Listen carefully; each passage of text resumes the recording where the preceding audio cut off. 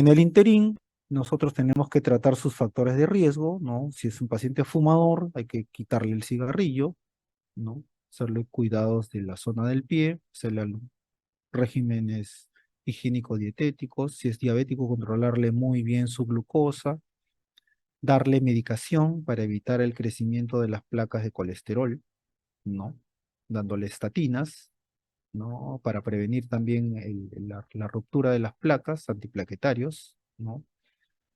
Fomentar el ejercicio para que pueda desarrollarse circulación colateral, ¿no? Y el paciente pueda tener, digamos, una mejoría de repente en su clase funcional, ¿no? Y algunas medicaciones vasodilatadoras que podrían ayudar también como sintomáticos, básicamente, pero no como curativos, ¿no? De esta patología. Normalmente esta patología, pues, el manejo es amplio, ¿no?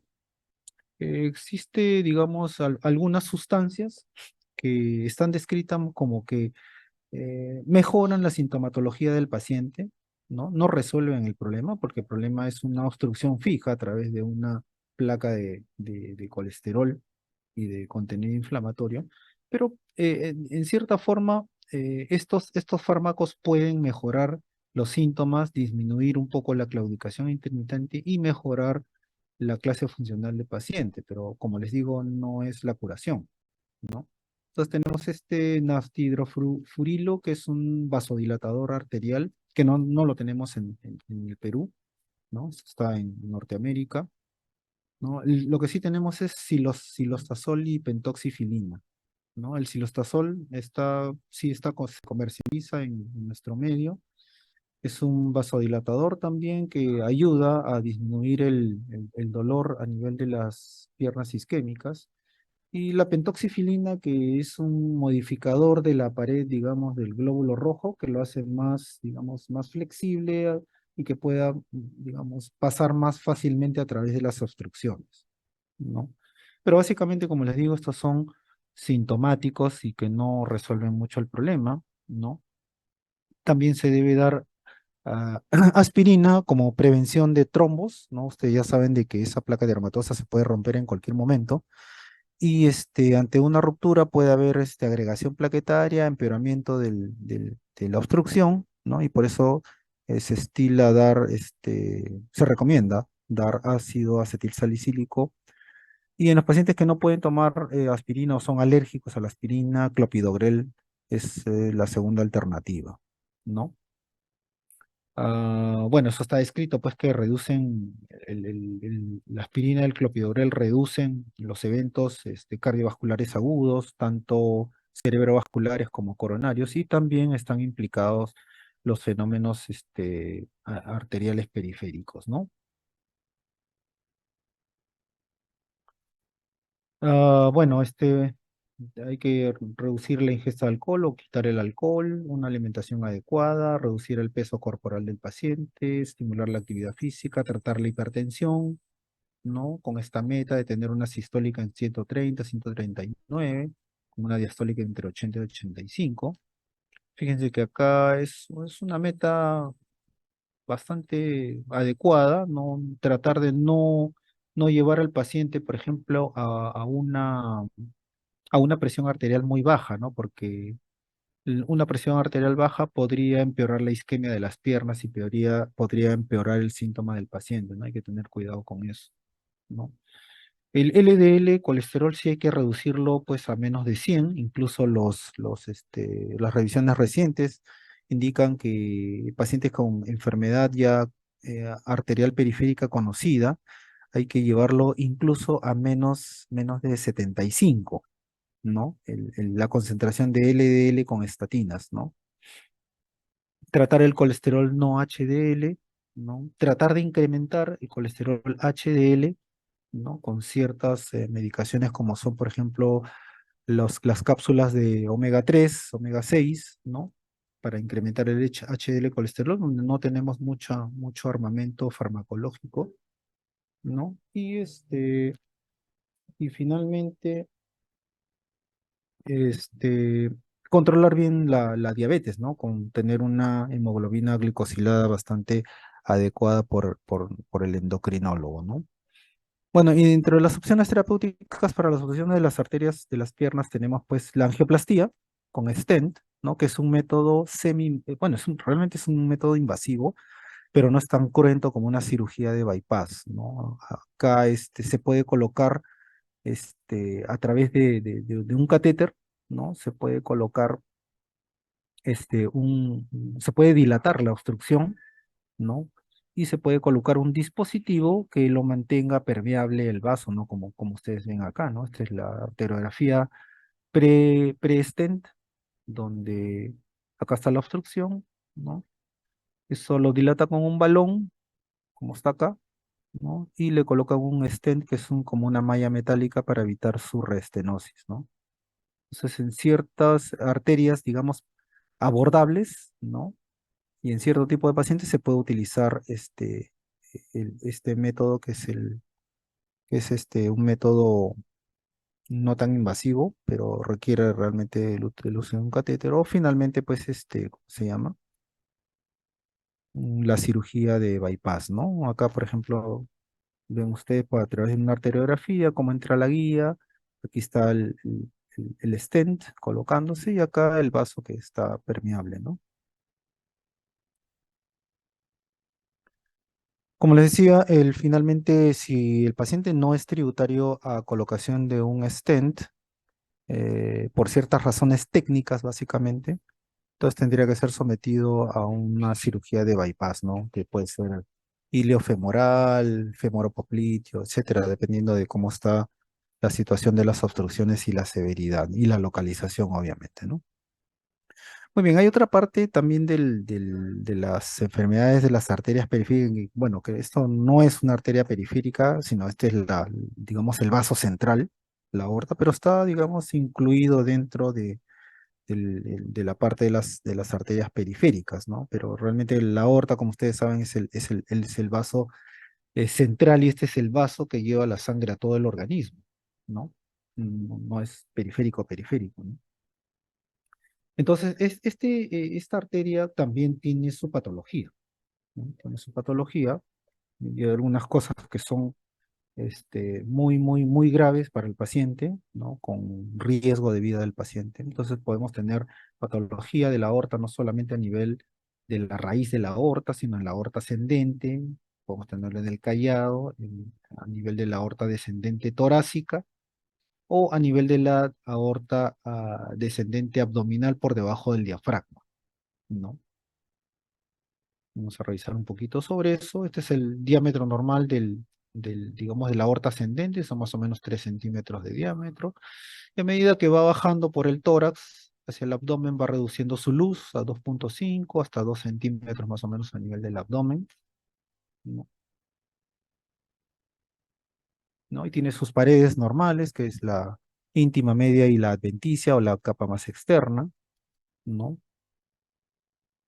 Y justamente podría haber patología a nivel de la capa media, ¿no? O a nivel de la capa adventicia, lo que origina problemas en este tipo de vasos grandes, ¿no? ¿Qué problemas pueden producirse? Usualmente los aneurismas, ¿no? Los aneurismas de la aorta torácica o aneurismas de la aorta abdominal son una patología frecuente, usualmente también en este tipo de paciente que estamos viendo que tiene altos factores de riesgo, ¿no? Hipertensos severos, diabéticos, dislipidémicos, fumadores, ¿no? Con alto contenido, digamos, carga genética también puede haber acá, ¿no?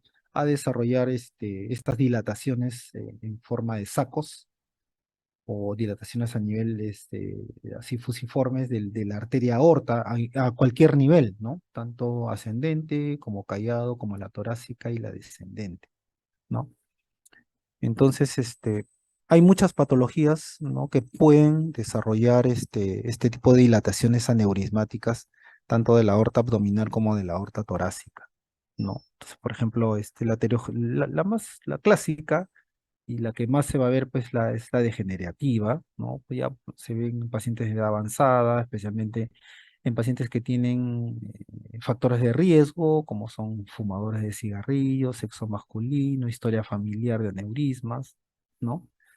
Pueden haber también la etiología de una necrosis quística de la media, ¿no? Y es un, digamos, un patrón, una necrosis quística es una patología marcada genéticamente que se puede ver, por ejemplo, en síndrome de Marfan, en el Ehlers-Danlos, ¿no? En la aorta bicúspide, ¿no? Después tenemos disecciones de la aorta que pueden ser infecciosas, como por ejemplo la LUES, ¿no? O las traumáticas, pues, ¿no? Entonces como les digo, hay varias causas, pero lo que más se ve son la causa degenerativa, aterosclerótica en pacientes de edad avanzada y con factores de riesgo, ¿no? Ya, más raramente lo vemos acá, aunque no muy raramente, nosotros vemos síndrome de Marfan, ¿no?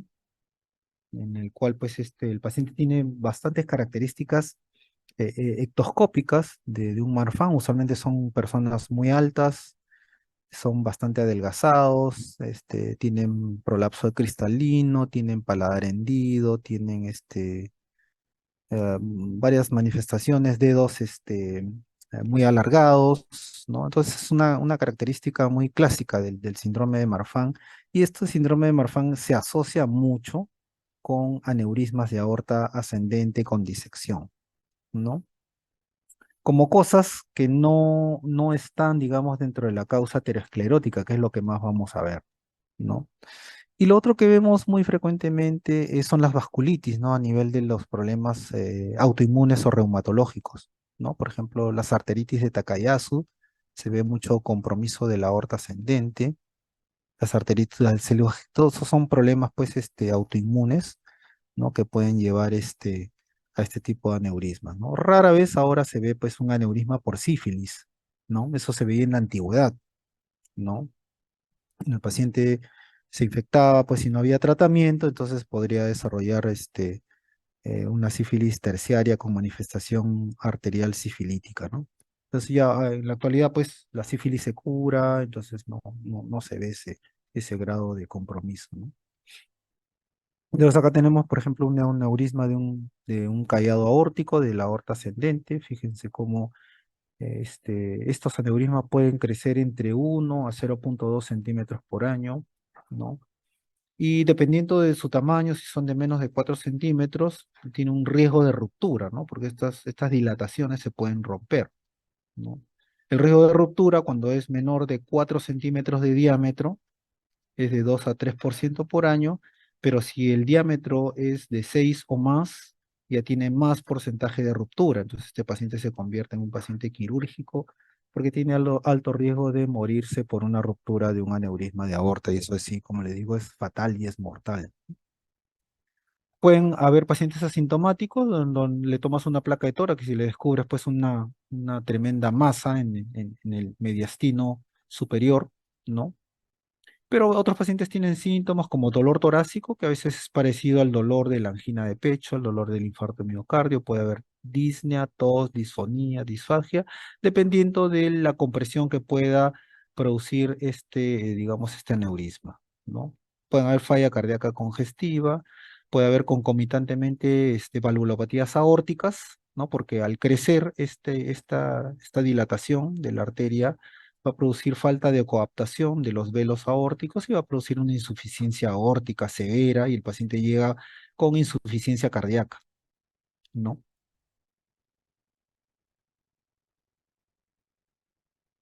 Y fíjense cómo una simple placa de tórax ya nos puede hacer sospechar de que el paciente tenga un aneurisma de aorta ascendente. Miren esta tremenda aorta que está saliendo de acá, ¿no? Fíjense el tamaño y el ancho de esta aorta que está dilatada, crecida, ¿no? Con un cierto grado de cardiomegalia también, ¿no? Entonces, con una simple placa de tórax, ustedes pueden este, ir sospechando que este paciente con dolor de pecho, con insuficiencia cardíaca, ¿no? Pueda tener un aneurisma de aorta, ¿no? Entonces, la placa de tórax es la primera medida a tomar frente a una sospecha de un aneurisma de aorta. Y obviamente, pues, si nosotros ya queremos localizar bien, hacer una adecuada medición del diámetro ¿cómo se llama? Del aneurisma y la localización y hasta dónde se extiende, porque eso también es importante, ya tenemos que hacer pues una angiotomografía con sustancia de contraste o una angioresonancia, como ustedes ven acá, ¿no? Acá pues, este es digamos, esta es una reconstrucción, ¿no? Tridimensional del aneurisma de aorta, fíjense hasta dónde va desde la aorta, desde la raíz de la aorta, aorta ascendente, callado aórtico y parte de la aorta descendente torácica y abdominal incluso están dilatados, ¿no? El ecocardiograma es útil solamente para ver la aorta ascendente.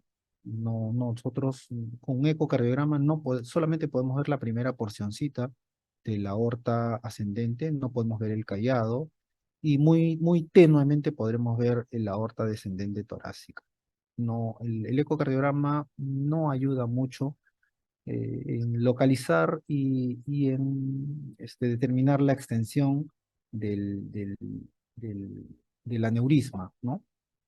Entonces, el ecocardiograma básicamente es para ver de repente si hay una valvulopatía concomitante, el tamaño de la silueta cardíaca, el grosor de las paredes, la función ventricular, pero no nos va a ayudar para determinar la extensión y la localización del aneurisma, ¿no? Para eso se necesita o una angioresonancia o una angiotomografía, como ven acá, ¿no? Que es más práctico. Ahora, estos aneurismas se pueden disecar, ¿no? O sea, puede haber una especie de corte o ruptura a nivel de la íntima, ¿no? Y se puede, por esa zona de la íntima, se puede filtrar sangre y puede producir una disección de la aorta, ¿no? Y se puede propagar desde la aorta ascendente hasta la aorta descendente torácica, ¿no? Acá creo que déjenme ver si tengo un gráfico por acá de esto. Esto de acá, ¿no? Por ejemplo, ahí por algún factor se rompe la íntima y se empieza a disecar la aorta, ¿no? Y esa disección puede avanzar, pues, ¿no? Puede avanzar hasta la aorta descendente abdominal, ¿no? Y bueno, acá la solución en este gráfico es la colocación de un stent grande, ¿no? Para evitar que el paciente se muera, ¿no? Porque estas disecciones pueden producir muerte súbita del paciente, ¿no? Dependiendo de la magnitud y dependiendo de la localización de la disección, ¿no? Ahora sí regresamos acá, acá, ¿no? Estas disecciones, ¿no? Porque usted tiene acá la aorta ascendente, el callado aórtico y la aorta descendente torácica y la abdominal. Estas disecciones, ¿no? Pueden ser locales, digamos, en una sola porción de la aorta, o puede extenderse hacia toda la aorta, ¿no? O solamente puede haber a nivel de la aorta descendente tóraco-abdominal, ¿no? Entonces, hay dos clasificaciones, ¿no? La clasificación de Becky, que van a escuchar ustedes, es una disección de aorta de Becky 1, disección de aorta de Becky 2 o disección de aorta de Becky 3. O la otra clasificación es de Stanford, ¿no? Ustedes van a escuchar disección de aorta Stanford tipo A o disección de Stanford tipo B cuando le llaman solamente a la distal, ¿no? Y el Stanford tipo A, ¿no? Incluye no solamente, digamos, la disección de la aorta ascendente, callado y descendente, sino también la disección de la aorta proximal, ¿no? Entonces, en cambio, la de Becky sí la clasifica en dos, ¿no? La aorta, digamos, completa, el de Becky 1, solamente la aorta ascendente, el de Becky 2, y la aorta descendente aisladamente, el de Becky 3, ¿no? Según este cuadro, el más frecuente el que se presenta es el de Becky 3, ¿no? Pero acá en el hospital lo que más vemos es este tipo de disección y hemos visto también en segundo lugar este tipo de disección, ¿no? Es bastante complicada y especialmente lo hemos visto en pacientes con síndrome de Marfan, ¿no?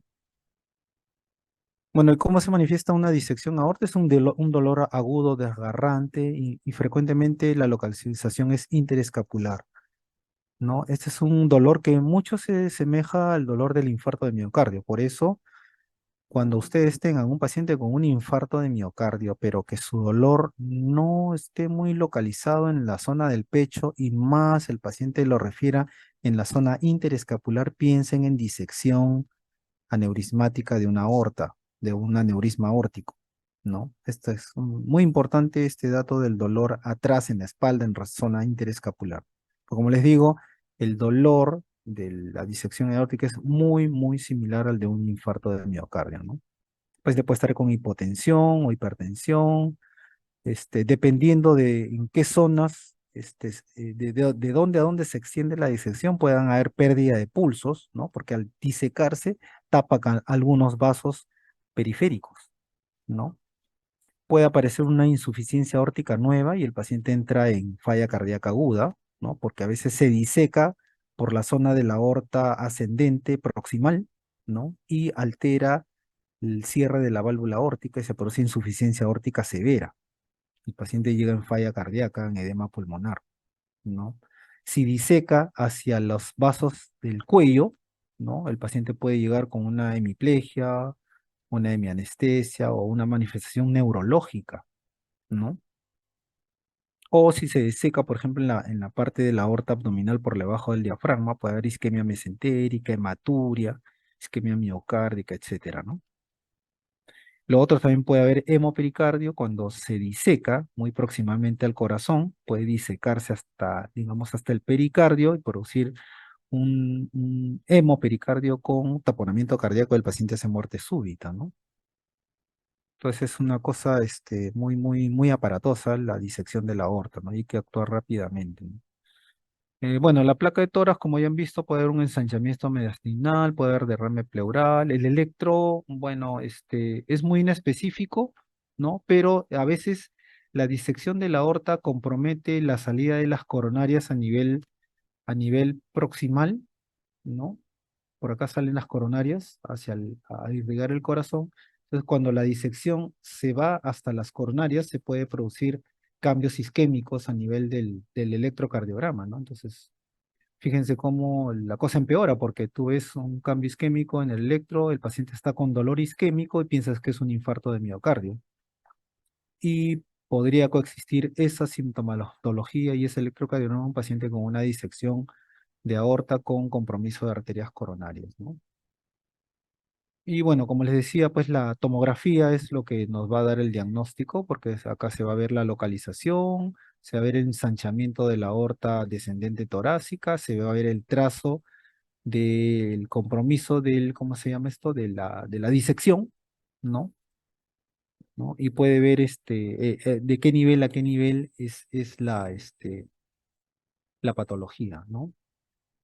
El tratamiento, bueno, el tratamiento ya depende mucho de la anatomía del problema, ¿no? Y como les digo, acá también puede existir el tratamiento a través del intervencionismo, ¿no? A través de colocación de un stent, ¿no? O bueno, en todo caso, si el abordaje a través del catéter no es posible, tiene que el paciente ser sometido a una cirugía cardíaca, ¿no? Una cirugía, perdón, torácica, ¿no? En el interín, tenemos que dar tratamiento con beta bloqueadores, de repente control de la hipertensión con algo más, que puede ser ECA o ARA2. Por ejemplo, es una de las urgencias quirúrgicas, una de las pocas urgencias quirúrgicas donde el paciente hay que bajarle la presión lo más bajo posible, ¿no? En la mañana conversaba con uno de mis alumnos, ayer en la mañana, me decían, por ejemplo, en una hipertensión que está en emergencia, ¿lo debemos bajar a niveles normales? La respuesta es no, ¿no? Porque le producimos, lo empeoramos al paciente, le podemos provocar isquemia coronaria, isquemia cerebral, entonces la cosa no es adecuada.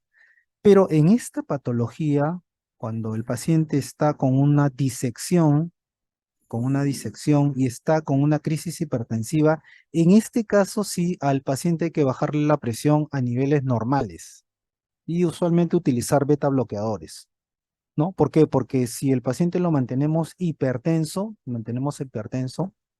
la disección va a ir aumentando, va creciendo y se puede prolongar hasta las ilíacas, ¿no? y el paciente se puede morir. Entonces, este es uno de los pocos casos en los cuales cuando hay una crisis hipertensiva asociada a un aneurisma de aorta disecante, tenemos que bajarle la presión a lo normal, 100 incluso hasta debajo de normal, 100/60, 90/60 y con una frecuencia cardíaca muy baja, ¿no? De 60 por minuto, 50 por minuto, ¿no? Obviamente monitorizado, ¿no? Porque el paciente que no se le baja la presión está en riesgo de empeorar, pues, la disección, ¿no? Bueno, esto ya lo hemos visto. Bueno, el tratamiento, como les decía, pues, puede ser, quirúrgico, como ven acá, la sustitución de la porción de la arteria aorta que está disecada, ¿no? Esto, por ejemplo, este es un injerto de Dacron, ¿no?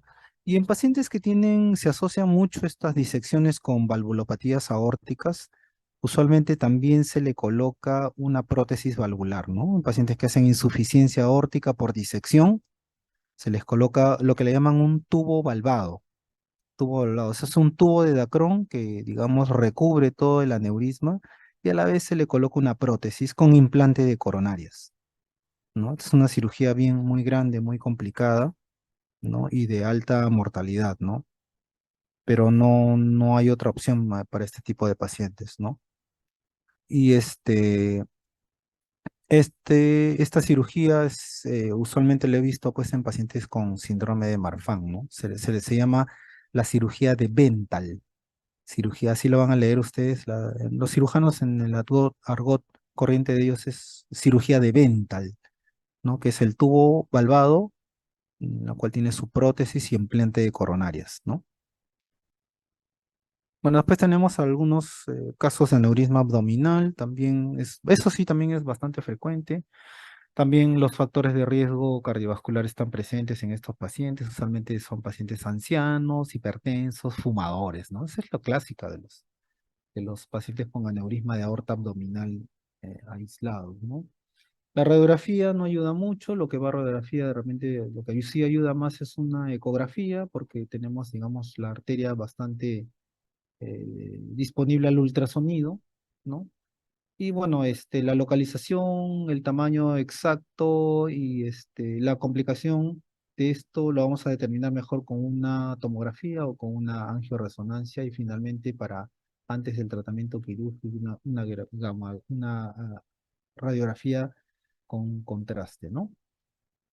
Lo mismo para el tratamiento, puede ser usualmente colocaciones de stents, que le llaman stents en pantalón, ¿no? Porque es una malla que le colocan endovascular, ¿no? Y que se va para una ilíaca y para la otra ilíaca, ¿no? O en pacientes que no es posible técnicamente colocar stents endovasculares, tiene que ser ya pues una cirugía abierta, ¿no? De abdomen abierto, con la participación del cirujano de abdomen, el cirujano cardiovascular, ¿no? Y miren, finalmente les quiero presentar este caso de una paciente con un síndrome, una paciente joven, 35 años con un síndrome de Marfan. ¿No?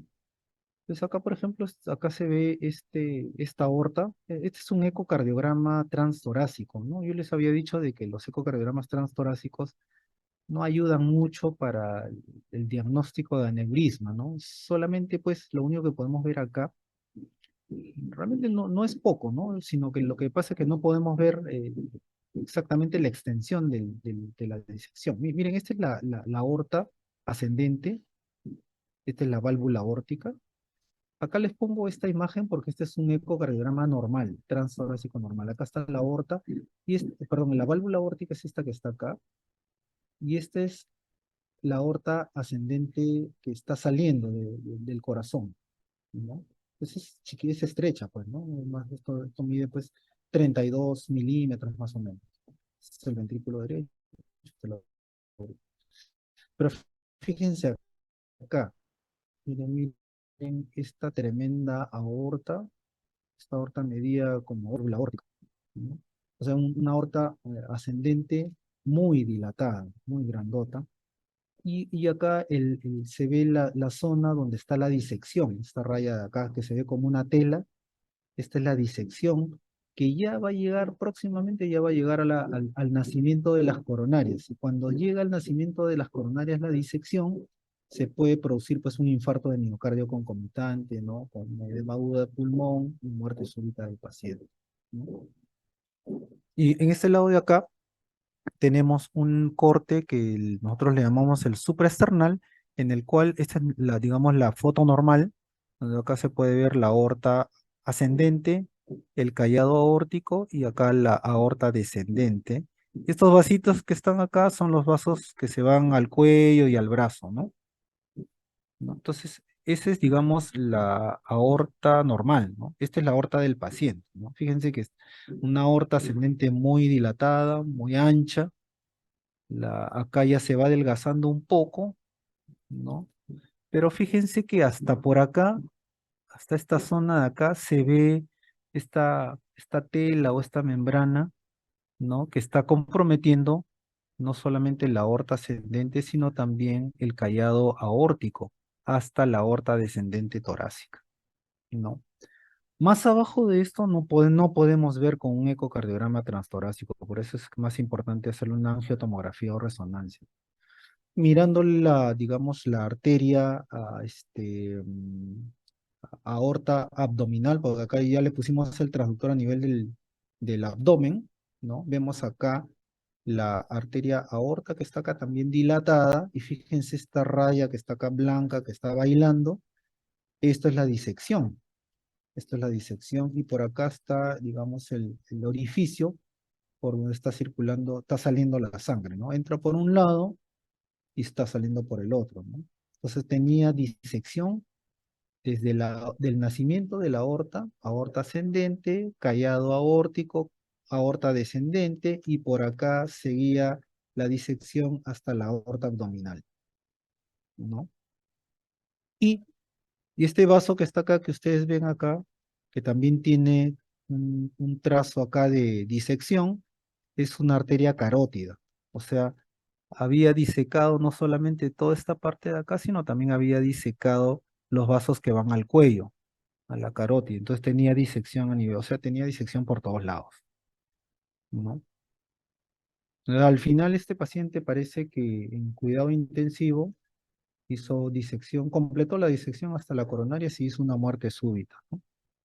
Y el paciente lamentablemente antes de operarse, porque habían programado su operación, sufrió una muerte súbita y falleció, pues, ¿no? Pues esta es una patología, jóvenes, que hay que tenerla en cuenta, ¿no? No es el pan de cada día, pero sí se ve, y por eso es que les recomiendo de que revisen y siempre la tengan en cuenta, especialmente en la emergencia, ¿no? En la emergencia a veces todo lo vemos infarto, todo lo vemos falla cardíaca, pero no se piensa mucho en que el paciente pueda tener, pues, un aneurisma de aorta, un aneurisma de aorta abdominal o enfermedad arterial periférica, etcétera, etcétera, ¿no? Entonces hay que tratar, digamos, de pensar en esto también y actuar lo más rápidamente posible, porque estas patologías, si uno se demora, pues el paciente lamentablemente es de alto riesgo de hacer una muerte súbita, ¿no? Muy bien, entonces creo que eso sería todo. No sé si tienen alguna pregunta al respecto.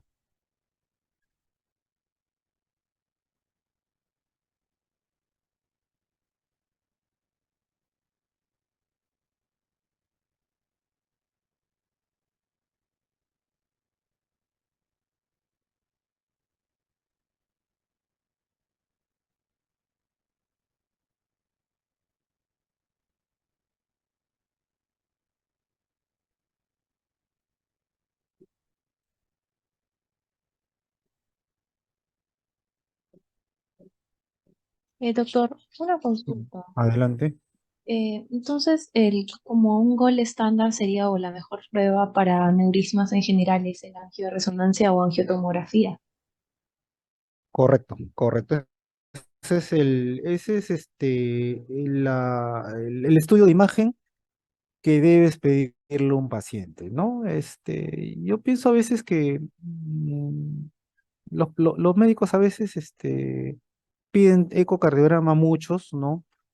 Eh, pero yo creo que el ecocardiograma en ciertas situaciones es muy útil, ¿no? Pero en este caso, por ejemplo, para ver de dónde a dónde está la disección o de dónde a dónde está el aneurisma, no sirve un ecocardiograma, ¿no? Lo que sí podría ayudar el ecocardiograma es para descartar si el paciente tiene alguna otra cardiopatía de fondo, ¿no? Por ejemplo, que tenga una cardiopatía dilatada, por ejemplo.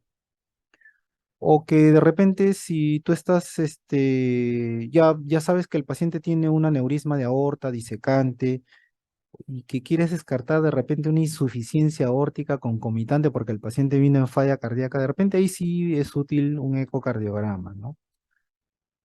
Pero si tú tienes un paciente con una sospecha de un aneurisma, no, de repente por una placa de tórax, de frente hay que pedir una angiotomografía o una angioresonancia, ¿no? Ese es, creemos, el primer examen que hay que pedir, ¿no? Ya, bueno, secundariamente ya, pues si se sospecha alguna patología cardíaca, de repente pedir un ecocardiograma u otro examen más, ¿no? Ok, doctor, muchas gracias.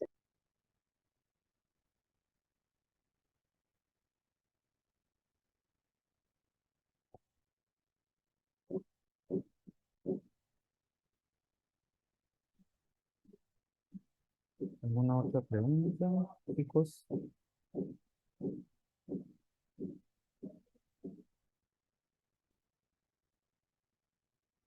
Muy bien, entonces si no hay otra pregunta, lo dejamos ahí y nos estamos viendo la próxima vez, que es el día sábado, que vamos a tener la presentación de un caso interesante.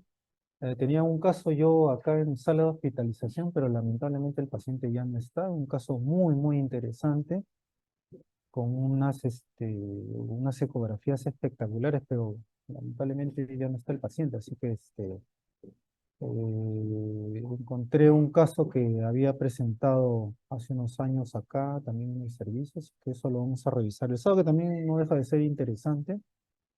Y y bueno, nos estaríamos viendo el día sábado para el conversatorio clínico.